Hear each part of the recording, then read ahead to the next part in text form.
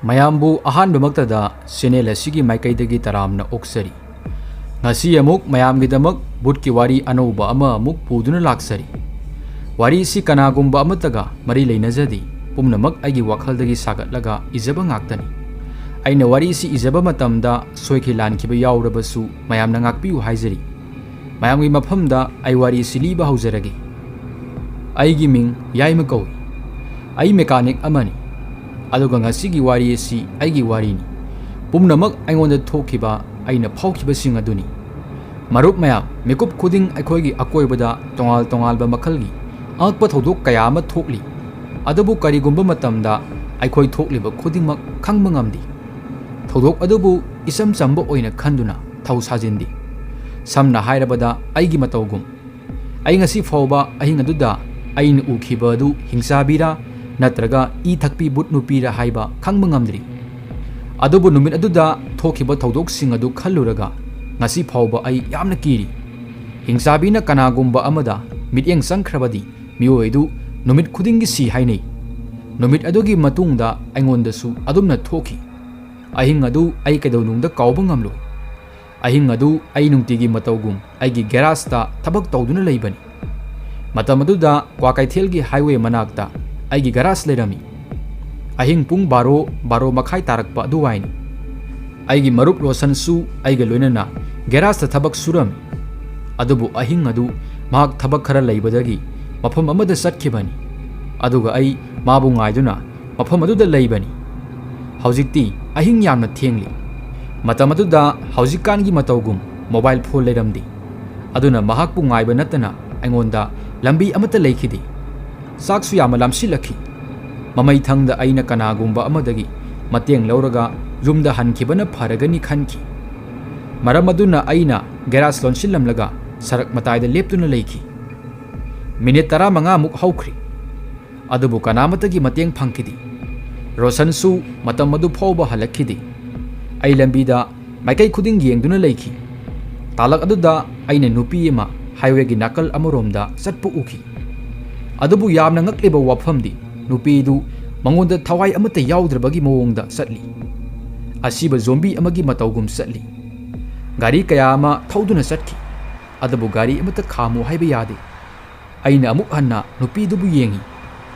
maduda haujikti nupidu sarki mayaida satpa haurakhi matam aduda yamna summamli highway da thaukiba gari sing adu yengdragadi mafam madu asikpa ahangba mafam amani manak nakpada dukan ama anitamak lei adubu dukan sing adusu ngasaina lonakri aduga highway oibana maram oiraga gari sing yamna yangna thaunakhi gari kharadi nupidugi manakta yamna nakna thaukhibagi sangdi mekup amagi oinadi aigi wakhalda nupidu mathwai thaningba malurabani matam adu phawbada nupidu maru lukthaduna satlambani nupiduna amuk phawba mamai hangatuna yenglakti mekup kharagi matungda mahakna ai mafam aduda lei haiba khanglaba mali aduna mahak sarak mayaida leplaga leikhri aduga aigi maikaida lakna mahakna mahaki lukthariba makok adu hangatuna aigi maikaida yengakhi aidi mahakbu udaba sanaba hotnabani adubu mahakti aingonda adum yengduna leiba mali aduna aina mangonda lapna lawi kadaurage nangi gari yadrabo mahakna aigi ohang adugi paukhum pirakhidi mahak tuminna adum leptuna reiki aina muk haiki petrol loikhiba oiba taragadi oil pump mafam asidagi kilometer 3 chatlaga leibani handaksu mahakna paukhum amate pirakhidi adugi matungda nupiduna mahaki makut khattuna aibu mahaki manakta lakna ba hairakhi aigi wakhalda ahal oirabi nupi natraga khudong sadaba ama yaurombasu yai haina khanki maram aduna aina highway da yet oi nakal animak kari yengi adugi matung nupidugi maikaida sangsinba hawi nupiduna mahaki masa pumba amuba phi amana kupsinduna thami mahaki mamit amadi maithong ai karimatu uba phangkide aina mahaki maikaida sumsum naksilakpa matamda khanghoduna aigi kok yamna kanna siklakhi aduga ai kok ngauba haurakhi matam aduda ai pumnamak mami sami oina ui adubu mikup kharagi matungda aigi phibam aingonda sarak adu phawba lanthokpa ngamdabagi pangal leitabagi sangda soksilakhi ꯑꯗꯨꯒꯤ ꯃꯇꯨꯡꯗ ꯑꯩꯅ ꯂꯩꯔꯤꯕ ꯃꯐꯝ ꯑꯗꯨꯗ ꯂꯦꯞꯈꯤ꯫ ꯑꯩꯉꯣꯟꯗ ꯀꯩꯗꯧꯔꯕꯅꯣ ꯑꯩ ꯈꯪꯗꯦ, ꯑꯗꯨꯕꯨ ꯑꯩꯅ ꯅꯨꯄꯤ ꯑꯗꯨ ꯑꯩꯒꯤ ꯏꯃꯥꯡꯃꯛꯇꯗ ꯂꯦꯞꯄꯒꯨꯝ ꯐꯥꯎꯈꯤ꯫ ꯃꯍꯥꯛꯀꯤ ꯁꯣꯔ ꯍꯣꯟꯕꯒꯤ ꯅꯨꯡꯁꯤꯠ ꯑꯗꯨ ꯑꯩꯒꯤ ꯏꯃꯥꯏꯗ ꯌꯩꯔꯛꯄ ꯐꯥꯎꯕ ꯉꯝꯃꯤ꯫ ꯃꯍꯥꯛꯀꯤ ꯈꯨꯠꯀꯤ ꯎꯟꯁꯥ ꯑꯗꯨ ꯏꯀꯟ ꯀꯟ ꯑꯃꯗꯤ ꯃꯨꯁꯣꯛ ꯃꯨꯅ ꯎꯏ꯫ ꯈꯨꯖꯤꯟꯁꯨ ꯁꯥꯡꯇ꯭ꯔꯣꯡ ꯁꯥꯡꯉꯤ꯫ ꯑꯗꯨꯒ ꯑꯩꯅ ꯃꯍꯥꯛꯀꯤ ꯃꯈꯨꯠ ꯑꯗꯨ ꯑꯩꯒꯤ ꯉꯛꯁꯝꯗ ꯄꯥꯏꯔꯛꯄꯒꯨꯝ ꯐꯥꯎꯈꯤ꯫ ꯃꯍꯥꯛꯀꯤ ꯃꯃꯤꯠ ꯑꯗꯨ ꯉꯥꯡꯁꯪ ꯉꯥꯡꯂꯒ ꯂꯪꯇ꯭ꯔꯤꯛ ꯂꯪꯏ꯫ ꯑꯗꯨꯒ ꯃꯇꯝ ꯑꯗꯨ ꯃꯍꯥꯛ ꯑꯩꯉꯣꯟꯗ ꯅꯣꯛꯂꯛꯄꯒꯨꯝ ꯇꯧꯏ꯫ ꯑꯩꯅ ꯃꯍꯥꯛꯄꯨ ꯅꯣꯛꯄ ꯑꯃꯨꯛ ꯈꯛꯇꯪ ꯇꯥꯈꯤ꯫ ꯃꯗꯨꯒꯤ ꯃꯇꯨꯡꯗ ꯑꯩꯉꯣꯟꯗ ꯀꯔꯤ ꯊꯣꯛꯈꯤꯕꯅꯣ ꯑꯩ ꯀꯔꯤꯃꯠꯇ ꯈꯪꯕ ꯉꯝꯗ꯭ꯔꯤ꯫ ꯑꯩ ꯋꯥꯟꯊꯈꯤꯕ ꯑꯣꯏꯔꯝꯕꯁꯨ ꯌꯥꯏ꯫ ꯑꯩꯅ ꯋꯥꯈꯜ ꯇꯥꯔꯛꯄ ꯃꯇꯝꯗ ꯑꯩ ꯁꯔꯛꯀꯤ ꯃꯇꯥꯏꯗ ꯂꯩꯔꯝꯃꯤ꯫ ꯑꯩꯒꯤ ꯃꯔꯨꯞ ꯔꯣꯁꯟꯅ ꯑꯩꯕꯨ ꯋꯥꯈꯜ ꯇꯥꯍꯟꯅꯕ ꯍꯣꯠꯅꯗꯨꯅ ꯂꯩꯔꯝꯃꯤ꯫ ꯑꯩꯅ ꯃꯄꯨꯡ ꯐꯥꯅ ꯒ꯭ꯌꯥꯟ ꯇꯥꯔꯛꯄ ꯃꯇꯝꯗ ꯃꯍꯥꯛꯅ ꯑꯩꯉꯣꯟꯗ ꯍꯪꯈꯤ, "ꯌꯥꯏꯃ, ꯀꯩꯗꯧꯔꯒꯦ ꯅꯪꯕꯨ? ꯑꯩꯅ ꯍꯜꯂꯛꯄ ꯃꯇꯝꯗ ꯅꯪ ꯁꯔꯛꯇ ꯇꯥꯔꯒ ꯂꯩꯔꯝꯃꯤ." ꯑꯩꯅ ꯀꯣꯏꯂꯩ ꯂꯩꯗꯨꯅ ꯌꯦꯡꯂꯒ ꯃꯉꯣꯟꯗ ꯍꯥꯏꯈꯤ, "ꯑꯩꯉꯣꯟꯗ ꯀꯩꯗꯧꯔꯕꯅꯣ ꯑꯩꯁꯨ ꯈꯪꯗꯦ." ꯑꯁꯨꯝꯅ ꯍꯥꯏꯔꯒ ꯑꯩꯅ ꯑꯩꯒꯤ ꯃꯥꯏꯗ ꯈꯨꯠꯅ ꯅꯥꯟꯊꯣꯛꯏ꯫ ꯃꯗꯨꯗ ꯑꯩꯒꯤ ꯈꯨꯠꯇ ꯏ ꯇꯩꯔꯛꯈꯤ꯫ ꯑꯩꯒꯤ ꯅꯥꯇꯣꯟꯗꯒꯤ ꯈꯪꯍꯧꯗꯅ ꯏ ꯇꯥꯕ ꯍꯧꯔꯛꯈꯤ꯫ ꯃꯇꯝ ꯑꯗꯨꯗ ꯔꯣꯁꯟꯅ ꯍꯥꯏꯔꯛꯈꯤ, "ꯌꯥꯏꯃ, ꯅꯪꯒꯤ ꯃꯥꯏꯊꯣꯡ ꯑꯗꯨꯗꯤ ꯄꯨꯡꯉꯧ ꯉꯧꯈ꯭ꯔꯤ꯫ ꯅꯈꯣꯡ ꯅꯈꯨꯠ ꯑꯗꯨ ꯌꯥꯝꯅ ꯀꯟꯅ ꯅꯤꯛꯂꯤ꯫ ꯅꯪꯒꯤ ꯅꯁꯥꯗꯒꯤ ꯏ ꯂꯣꯏꯅ ꯆꯤꯡꯊꯣꯛꯈꯤꯕꯒ ꯆꯞ ꯃꯥꯟꯅꯈ꯭ꯔꯤ." ꯇꯁꯦꯡꯕꯗꯤ ꯑꯩ ꯏꯁꯥꯁꯨ ꯃꯇꯝ ꯑꯗꯨꯗ ꯈꯔ ꯀꯤꯈꯤ꯫ ꯅꯨꯄꯤ ꯑꯗꯨꯕु ꯎꯔꯨꯕꯗꯒꯤ ꯑꯩ ꯀꯩꯗꯧꯔꯕꯅꯣ ꯈꯪꯗꯦ꯫ ꯑꯩꯅ ꯔꯣꯁꯟꯗ ꯍꯥꯏ, "ꯑꯩꯅ ꯍꯧꯖꯤꯛ ꯃꯇꯝ ꯈꯔꯒꯤ ꯃꯃꯥꯡꯗ ꯅꯨꯄꯤ ꯑꯃ ꯎꯈꯤ꯫ ꯅꯨꯄꯤ ꯑꯗꯨ ꯀꯩꯅꯣꯝꯃ ꯇꯧꯏ." ꯃꯗꯨꯈꯛ ꯍꯥꯏꯕꯒ ꯔꯣꯁꯟꯅ ꯑꯩꯒꯤ ꯄꯣꯀꯦꯠ ꯑꯃꯗꯤ ꯄꯩꯁꯥ ꯆꯦꯛ ꯇꯧꯈꯤ꯫ ꯄꯨꯝꯅꯃꯛ ꯍꯥꯟꯅꯒꯤ ꯃꯐꯝꯗ ꯑꯗꯨꯃꯛ ꯂꯩ꯫ ꯑꯩꯈꯣꯏꯅ ꯍꯥꯏꯋꯦꯗ ꯃꯥꯏꯀꯩ ꯈꯨꯗꯤꯡ ꯌꯦꯡꯉꯤ, ꯑꯗꯨꯕꯨ ꯃꯇꯝ ꯑꯗꯨꯗ ꯁꯔꯛꯀꯤ ꯃꯅꯥꯛ ꯅꯛꯄꯗ ꯀꯅꯥꯃꯠꯇ ꯂꯩꯇꯦ꯫ ꯑꯗꯨꯅ ꯑꯩꯅ ꯍꯥꯏꯈꯤ, "ꯀꯅꯥꯅꯣ ꯈꯪꯗꯦ, ꯑꯗꯨꯕꯨ ꯍꯧꯖꯤꯛꯇꯤ ꯎꯗ꯭ꯔꯦ, ꯆꯠꯂꯝꯂꯅꯤ꯫ ꯍꯧꯖꯤꯛꯇꯤ ꯀꯔꯤꯃꯠꯇ ꯇꯧꯗ꯭ꯔꯦꯗ." ꯑꯩꯅ ꯎꯈꯤꯕ ꯈꯨꯗꯤꯡꯃꯛ ꯑꯩꯒꯤ ꯋꯥꯈꯜꯅ ꯑꯣꯏꯔꯝꯒꯅꯤ ꯍꯥꯏꯅ ꯏꯁꯥꯅ ꯏꯁꯥꯕꯨ ꯚꯥꯞ ꯇꯥꯍꯟꯅꯕ ꯍꯣꯠꯅꯖꯈꯤ꯫ ꯑꯗꯨꯅ ꯃꯗꯨꯕꯨ ꯀꯥꯎꯊꯣꯛꯈꯤꯕꯅ ꯐꯒꯅꯤ꯫ ꯑꯍꯤꯡ ꯑꯊꯦꯡꯕ ꯐꯥꯎꯕ ꯊꯕꯛ ꯁꯨꯕꯒꯤ ꯑꯩ ꯋꯥꯔꯕ ꯑꯣꯏꯅ ꯈꯟꯈꯤ꯫ ꯑꯗꯨꯒ ꯍꯧꯖꯤꯛꯇꯤ ꯑꯩ ꯉꯥꯏꯍꯥꯛ ꯄꯣꯊꯥꯕ ꯃꯊꯧ ꯇꯥꯏ ꯈꯟꯈꯤ꯫ ꯑꯗꯨꯒ ꯑꯩꯅ ꯔꯣꯁꯟꯗ ꯑꯩꯅ ꯀꯔꯤ ꯎꯈꯤꯕ, ꯑꯩꯉꯣꯟꯗ ꯀꯔꯤ ꯊꯣꯛꯈꯤꯕꯅꯣ ꯍꯥꯏꯕꯗꯤ ꯗꯤꯇꯦꯜ ꯑꯣꯏꯅ ꯇꯥꯛꯊꯣꯛꯇꯦ꯫ ꯋꯥꯐꯝ ꯑꯗꯨ ꯑꯩ ꯈꯛꯇꯗ ꯊꯝꯖꯤꯟꯕꯅ ꯐꯒꯅꯤ ꯈꯟꯈꯤ꯫ ꯊꯧꯗꯣꯛ ꯑꯗꯨꯒꯤ ꯅꯨꯃꯤꯠ ꯅꯤꯅꯤꯒꯤ ꯃꯇꯨꯡꯗ ꯑꯩꯅ ꯇꯨꯝꯂꯤꯉꯩꯗ ꯌꯥꯝꯅ ꯁꯥꯊꯤꯕ ꯃꯪ ꯑꯃ ꯃꯪꯈꯤ꯫ ꯑꯩ ꯃꯣꯡꯐꯝ ꯑꯃꯗ ꯂꯦꯞꯇꯨꯅ ꯂꯩꯔꯝꯃꯤ꯫ ꯑꯀꯣꯏꯕꯗ ꯁꯨꯞꯅꯇꯪꯒꯤ ꯑꯃꯝꯕꯒꯤ ꯑꯃꯝꯕ ꯉꯥꯛꯇꯅꯤ꯫ ꯑꯩꯒꯤ ꯏꯃꯥꯡꯗ ꯈꯔ ꯂꯥꯞꯇꯛꯅ ꯅꯨꯄꯤ ꯑꯃ ꯐꯝꯗꯨꯅ ꯂꯩ꯫ ꯃꯍꯥꯛꯀꯤ ꯃꯃꯥꯡꯗ ꯃꯩ ꯆꯥꯛꯂꯤ꯫ ꯅꯨꯄꯤ ꯑꯗꯨ ꯑꯍꯤꯡ ꯑꯗꯨꯗ ꯑꯩꯅ ꯍꯥꯏꯋꯦ ꯃꯅꯥꯛꯇ ꯎꯈꯤꯕ ꯅꯨꯄꯤ ꯑꯗꯨꯅꯤ ꯍꯥꯏꯕ ꯑꯩ ꯈꯪꯂꯤ꯫ ꯅꯨꯄꯤ ꯑꯗꯨ ꯃꯈꯨꯠꯇ ꯀꯣꯟꯄꯥꯛ ꯑꯃ ꯄꯥꯏꯔꯒ ꯃꯃꯥꯡꯗ ꯂꯩꯕ ꯅꯨꯡ ꯑꯃꯗ ꯏꯅ ꯀꯔꯤꯒꯨꯝꯕ ꯃꯌꯦꯛ ꯑꯃ ꯌꯦꯛꯇꯨꯅ ꯂꯩ꯫ ꯑꯗꯨꯒ ꯃꯌꯦꯛ ꯑꯗꯨ ꯌꯦꯛꯅ ꯌꯦꯛꯅ ꯃꯁꯥ ꯃꯇꯣꯝꯇ ꯀꯔꯤꯒꯨꯝꯕ ꯃꯟꯇ꯭ꯔ ꯑꯃ ꯁꯣꯟꯖꯩ꯫ ꯃꯍꯥꯛ ꯀꯅꯥꯒꯨꯝꯕ ꯑꯃꯗ ꯃꯍꯩ ꯖꯥꯗꯨ ꯇꯧꯔꯤꯕ ꯃꯥꯜꯂꯤ꯫ ꯃꯍꯥꯛꯄꯨ ꯎꯔꯒ ꯑꯩ ꯃꯐꯝ ꯑꯗꯨꯗ ꯂꯩꯕ ꯎ ꯄꯥꯝꯕꯤ ꯑꯃꯒꯤ ꯃꯅꯤꯡꯗ ꯂꯣꯠꯈꯤ꯫ ꯑꯗꯨꯕꯨ ꯇꯥꯂꯛ ꯑꯗꯨꯗ ꯃꯍꯥꯛ ꯈꯪꯍꯧꯗꯅ ꯅꯣꯛꯄ ꯍꯧꯔꯛꯈꯤ꯫ ꯃꯍꯥꯛꯅ ꯑꯩ ꯃꯐꯝ ꯑꯗꯨꯗ ꯂꯩ ꯍꯥꯏꯕ ꯈꯪꯂꯕꯒꯨꯝ ꯇꯧꯏ꯫ ꯑꯗꯨꯒꯤ ꯃꯇꯨꯡ ꯃꯊꯪꯒꯤ ꯃꯤꯀꯨꯞꯇ ꯃꯍꯥꯛꯅ ꯈꯪꯍꯧꯗꯅ ꯑꯣꯟꯊꯣꯔꯛꯂꯒ ꯑꯩꯒꯤ ꯃꯥꯏꯀꯩꯗ ꯌꯦꯡꯂꯛꯈꯤ꯫ ꯑꯩꯒꯤ ꯃꯥꯏꯀꯩꯗ ꯌꯦꯡꯂꯒ ꯃꯍꯥꯛ ꯑꯃꯨꯛ ꯍꯟꯅ ꯁꯥꯊꯤꯕ ꯃꯑꯣꯡꯗ ꯅꯣꯛꯄ ꯍꯧꯔꯛꯈꯤ꯫ ꯃꯇꯝ ꯑꯗꯨꯗ ꯑꯩ ꯃꯍꯥꯛꯀꯤ ꯇꯝꯊꯤꯕ ꯁꯛꯐꯝ ꯑꯗꯨ ꯎꯕꯗ ꯌꯥꯝꯅ ꯀꯤꯈꯤ꯫ ꯇꯥꯂꯛ ꯑꯗꯨꯗ ꯃꯍꯥꯛꯅ ꯀꯧꯔꯛꯈꯤ, "ꯑꯩ ꯅꯪꯕꯨ ꯂꯧꯕ ꯂꯥꯛꯂꯤꯕꯅꯤ." ꯃꯍꯥꯛꯀꯤ ꯈꯣꯟꯖꯦꯜ ꯑꯗꯨ ꯇꯥꯕꯗ ꯑꯩ ꯏꯁꯥ ꯄꯨꯝꯕ ꯅꯤꯛꯈꯤ꯫ ꯑꯗꯨꯒ ꯑꯩ ꯂꯥꯎꯗꯨꯅ ꯈꯨꯗꯛꯇ ꯄꯤꯀꯞ ꯊꯣꯔꯛꯈꯤ꯫ ꯃꯗꯨ ꯌꯥꯝꯅ ꯇꯝꯊꯤꯕ ꯃꯪꯂꯥꯟ ꯑꯃꯅꯤ꯫ ꯑꯩꯅ ꯑꯩꯒꯤ ꯏꯁꯥ ꯄꯨꯝꯕ ꯍꯨꯃꯥꯡꯅ ꯂꯨꯞꯂꯝꯕ ꯎꯈꯤ꯫ ꯑꯗꯨꯕꯨ ꯃꯇꯝ ꯑꯗꯨꯗꯁꯨ ꯑꯩꯅ ꯑꯩꯒꯤ ꯀꯥꯗ ꯀꯅꯥꯒꯨꯝꯕ ꯑꯃ ꯂꯩꯕꯒꯨꯝ ꯐꯥꯎꯈꯤ꯫ ꯑꯩꯒꯤ ꯏꯁꯥ ꯃꯅꯨꯡ ꯐꯥꯎꯕ ꯌꯧꯅ ꯀꯤꯕꯅ ꯅꯤꯛꯂꯕꯅꯤ꯫ ꯃꯇꯝ ꯑꯗꯨꯗ ꯑꯩꯒꯤ ꯀꯥꯗ ꯀꯅꯥꯒꯨꯝꯕ ꯑꯃ ꯂꯩ꯫ ꯃꯤꯑꯣꯏ ꯑꯗꯨ ꯑꯩꯕꯨ ꯁꯦꯟꯅꯗꯨꯅ ꯂꯩꯕꯒꯨꯝ ꯇꯧꯏ꯫ ꯇꯥꯂꯛ ꯑꯗꯨꯗ ꯑꯩꯒꯤ ꯃꯔꯨꯞ ꯃꯐꯝ ꯑꯗꯨꯗ ꯂꯥꯛꯈꯤ꯫ "ꯀꯩꯗꯧꯔꯒꯦ ꯌꯥꯏꯃ? ꯅꯪ ꯅꯁꯥ ꯑꯗꯨ ꯌꯥꯝꯅ ꯅꯤꯛꯂꯤꯕ ꯀꯔꯤꯒꯤꯅꯣ?" ꯃꯍꯥꯛꯅ ꯌꯥꯝꯅ ꯊꯨꯅ ꯃꯩ ꯊꯥꯜꯂꯛꯈꯤ꯫ ꯑꯩꯅ ꯀꯥ ꯑꯗꯨꯗ ꯌꯦꯡꯕ ꯃꯇꯝꯗ ꯃꯐꯝ ꯑꯗꯨꯗ ꯀꯅꯥꯁꯨ ꯂꯩꯔꯝꯗ꯭ꯔꯤ꯫ ꯑꯗꯨꯕꯨ ꯑꯩꯅ ꯃꯉꯣꯟꯗ ꯍꯥꯏꯈꯤ, "ꯑꯩꯅ ꯌꯥꯝꯅ ꯑꯀꯤꯕ ꯃꯪ ꯑꯃ ꯃꯪꯈꯤ꯫ ꯑꯗꯨꯕꯨ ꯃꯤꯀꯞ ꯊꯣꯔꯛꯂꯕꯁꯨ ꯑꯩꯅ ꯃꯪꯗꯨꯒꯤ ꯃꯇꯧꯒꯨꯝ ꯐꯥꯎꯔꯤ꯫ ꯀꯅꯥꯒꯨꯝꯕ ꯑꯃ ꯑꯩꯒꯤ ꯏꯌꯥꯗ ꯂꯦꯞꯄꯒꯨꯝ ꯇꯧꯔꯤ꯫ ꯑꯩꯅ ꯃꯍꯥꯛꯅ ꯁꯣꯔ ꯍꯣꯟꯕ ꯐꯥꯎꯕ ꯉꯝꯃꯤ." ꯃꯗꯨꯗ ꯃꯔꯨꯞ ꯑꯗꯨꯅ ꯍꯥꯏꯔꯛꯈꯤ, "ꯏꯍꯦ, ꯃꯐꯝ ꯑꯁꯤꯗ ꯅꯪ ꯑꯩ ꯅꯠꯇꯅ ꯀꯅꯥꯁꯨ ꯂꯩꯇꯦ꯫ nangi wakhalna oiramgani pharese tumtho aigi yumda phawba kiba haurakhi karigino khangdi adubu aina matamaduda tasengnamak kanagumba amana aibu lawbu lakpugum khanki nupi edu I thakpi butla Hingchabi ai nupi duga manglan aduga mari leina hannaba hotnaki adubu aingonda madu punamak karigi thoklibuno haiba khangba ngamdi matamaduda aina tungda karigumba phattaba thabak amadi tholani haina hanjin khanba haurakhi ahing amambada aigi akoibada kanagumba ama leptuna leibagum tawi aibu pukhinabagi tanja thiribagum tawi thaudok adugi numit kharanigi matungda ai garage ta chatki hojikti ayuk nungthildasu kithi kirum leiba haurakhi aduga aigi thabaktasu pukning supchang sangkhidi aigi marupna wafam madu khangbada matam kuine sangkhidi maagna aingonda aigi thabakta pukning sangnaba hairakhi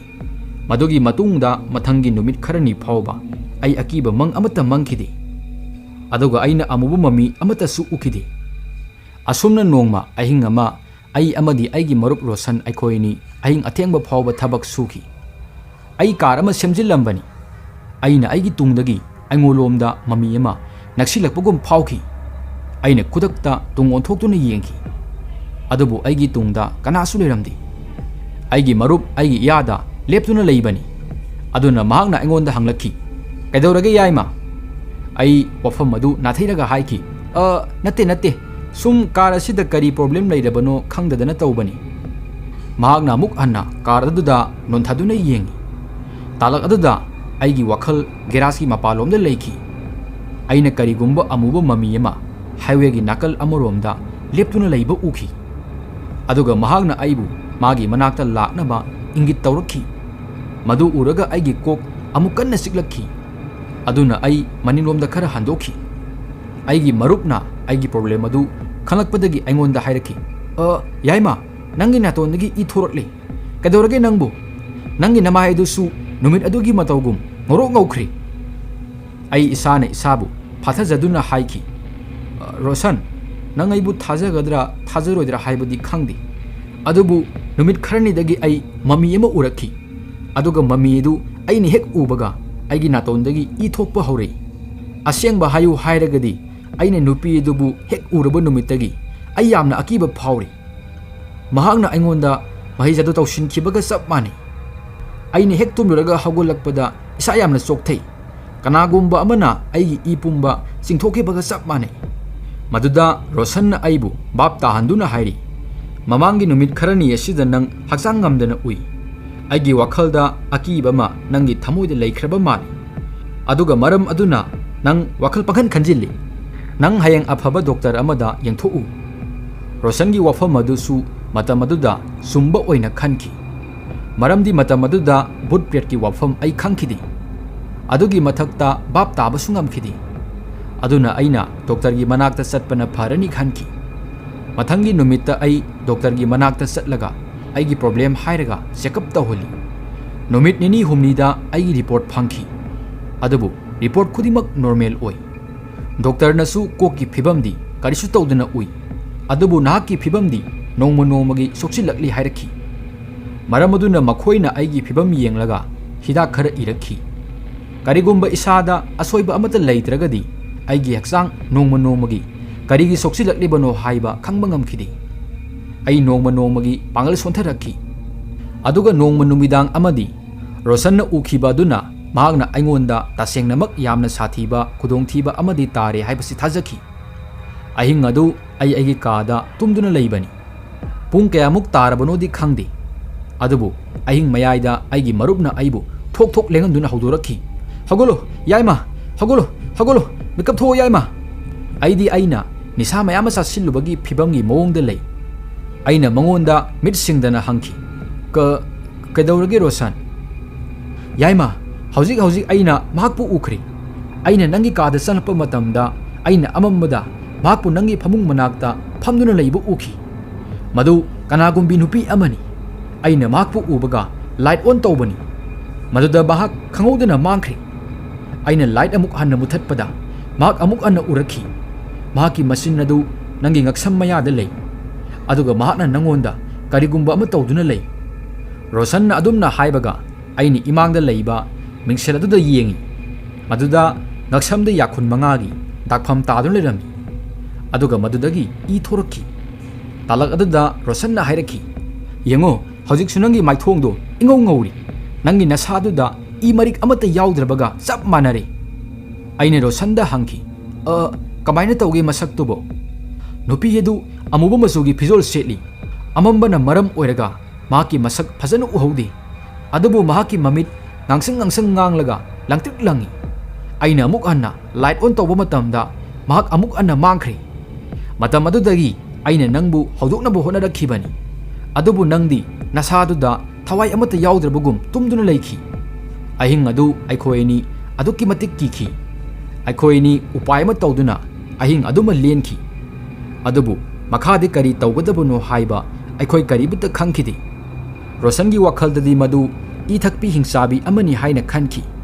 aikhoini mathangi numita maiba amagi manakta satnaba phirep lauki akhoina maibaduda aingonda thokhiba thodok khudimak amata sithadana li numit adugi numidang wairam maibadu aigi yumda lakhi adubu ahanbadadi mahak yum manungda sanglo haiba supya yakhidi mahakna mapaldagi yum adu yenglaga aingonda hairaki nangi nathakta Hingchabi amagi mami tai aduga mahakna nangbu hatpa pami mahak I Thakpi Hingchabi ni matam aduda maibaduna aikhoi anida jantra amamam pirakhi aduga jantra adubu khwangda kisinaba hairaki adugi matungda hairaki kiningai karisu leiti hojikti aikhoi punna yum manungda sanglaga mantra khara pathoksi maduna nangbu kanbiba yai Hingchabi adu nangi natungda inarakpa lepkhradabani maibaduna haibagi matung inna ai amadi aigi marup Rosan aikhoini yum manungda sangki yum manungda maikhu khuanki aduga aikhoi punna mantra adubu paba hauki mantra adu pana numit tasilakhi adubu ahongba amata uba phangkidi madugi matungda maibaduna hairaki aigi sakti singasi mangonda karimata sangdri mak atopa mafam amada lei aduga ahing oiraba matamda mafam masida shupnatangi nangi I loba lakpa mali aduna maibaduna makhatana aingonda hanglakhi ihana hana nangna Hingchabi adu kadaida ukhi aina haiki aigi garas mapalda sarak mataida thengnakhi mafam aduda aina mahakpu ihana hanbu oina mayoknakhibani maduda maibaduna makhatana hanglakhi mafam aduda mongpham gumba leibra ai mafam adugi maramda yamna munna khangdi adubu talak aduda Rosanna maninglomdagi sangsilaktuna hairaki hoi oza maiba aikhogi geras adudagi kilometer ama makhai muk chatlaga mongpham ama lei adubu madudi yamna liri aduga hojikti mafam madu sijinaramdabasu yai maibaduna aikhoi anida maku mongpham aduda punaba hairaki mongpham manak phobu yorokpada mamsu mamkhri adubu aikhoina mongpham aduda hek yorokpaga khangoudana aigi naton amadi sindagi amuk anna I taba horakhi matam aduda aingonda thengnariba khudong thiba sing aduga mongpham aduga soidana mari ama leinei haibasi aina khangki aduna maibaduna hairaki nangi maithong adu asum ngokhulakli aduga nangi natondagi thorokliba esina Hingchabi adu mafam masuwaida leiri haibagi khudamni Hingchabi aduna mafam masida mahaki mahijadu tawramba yai madugi matungda mahak mafam masidagi kochat chattuna mahaki masinjak thiba thorokpu oiramgani adugi matungda lambida mahakna nangbu thengnakhiba oiramba yai hojikti aikhoi manungda sangduna mafam adubu yengba tai aikhoina hek manungda sangsinba haubaga aigi kok kanna sikpa haurakhi aidi pumnamak mami sami oina uba haurakhi ai madu Hingchabi adugi thabakni haiba khangki ai mafam aduda lepki adubu maibaduna hairakhi oiningba amabu oirabasu ai mamangda sangaktaba yadi maramdi haujik nang mafam adugi maramda khangli aduna Hingchabi aduna nangbu phibam ama hektada hingna thadok loi maibadugi wadudi ai tai adubu tanjaduda tasengna aingonda pangal amata yaudri aina upai ma tawduna khong asum thangjili aigi isa manungi pangaldi tapna loisilakhi mamai thangda Rosanna aibu sambiki aduga mahakna aibu mongpham adugi manungda pusili aina maibaduda haiki aibu mafam amada ngakta phamanbiyu aingonda mamangda sangsinbagi pangal khajik phawbu yaudri aduda maibana mahake khawdagi hangampal masugi phi maset ama lauthoraki aduga maduda posai khara yomduna phi maset adu aigi khutta kisinki adugi matungda mahakna aibu mafam aduda leiramnaba haiki maiba matomta manungda sangsinki aigi marup aiga loinana di leiki adubu ai matam madu phawba yamna kiki ai siradaba oina khanki talak aduda aina karigumba mami ama u marumda lumduna aibu yengduna leiba uki amabu oiro madu Hingchabi aduni mahakna nokpugi khonjel su aina iseng sengna taki mikup kharagi matungda mahakna aigi marupki mathakta landarakhi aigi marup lapna paithoklaga taki aduga Hingchabi du aigi inakta sangsillaktuna phamki mahak haujiksu aingonda adum noktuna lei aingonda mahakki manaktagi senthoknaba pangal phawbu yaukhidi aigi marup aigi mateng paninglabasu mahak karibata tawba ngamkhidi Hingchabi aduna mahakna I thakpham oiriba aigi ngaksam aduda nanduna lei adugi matungda mahakna aingonda hairaki mamai thangda nang nasana tomta laksaredana haujikti ai nangi I thaktoklaga nangbu punsi suppagi oina ningkha tamhanbiragi talak aduda maibaduna tunglomdagi utmanna posak ama Hingchabi duda saisinki aduga mahak khonjel hauna mantra paba haurakhi mantra adu pabaga Hingchabi du law khongduna aingondagi handokhi aigi marupsu hogattuna aigi inakta sanglakki maibaduna mantra khara solaga Hingchabi du buloshinki mahakna Hingchabi duna mai jadu tawba mafam adu phawba mai thadokhi talak aduda maibadu aigi inakta sangsillaktuna hairakhi haujikti mahak sikhri aduga hinglamba tarabasu magi sakti oiriba mafam adu tumkhri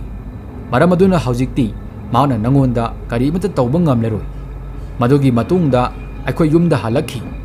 maduda aigi haksang khara nungaiba haurakhi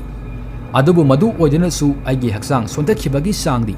phagalaknaba hotnabada tha ama sangki ahing adugi matungdagidi aini Hingchabi amadi maki amuba mami adu amuk hanna ukidri adugi matungda ai amadi rosan aikhoi anisu garage mafam adubu hongdokhi mi sikpa mafam thadoklaga aikhoi mi khara leiba mafam da laklaga aikhoi gi thabak amuk hawdokhi masini marup mayam ngasigi wari mathangda amuk nungaiba wari sing thagat jaraki mayam ngaibiram mayam adudi mathangi wari da amuk punna thengnarasi